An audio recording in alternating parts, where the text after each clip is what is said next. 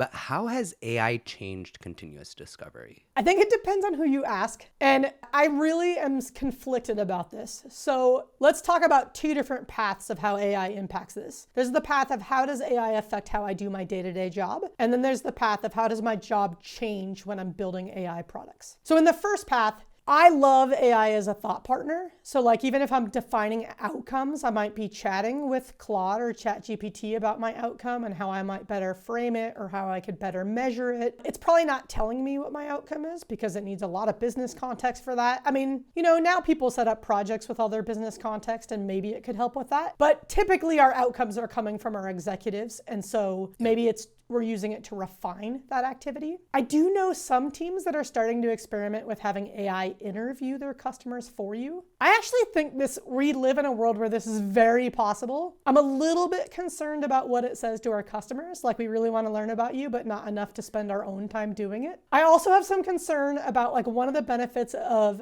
interviewing beyond what we learn from our customers. Just this act of having firsthand exposure to our customers helps us build empathy for them.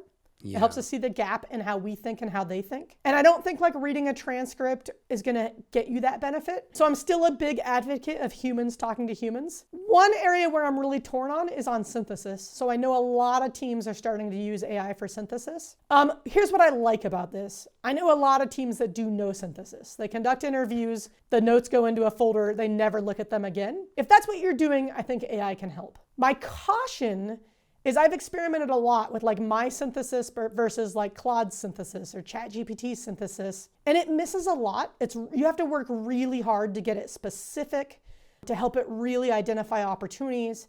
I've been running these experiments. I will probably release tools in this space eventually. It's like 60 to 80% good, and I worry about what we lose in that 20 to 40%. I also worry about what we lose when humans aren't in the data. I think our brains change when we spend that much time in our data.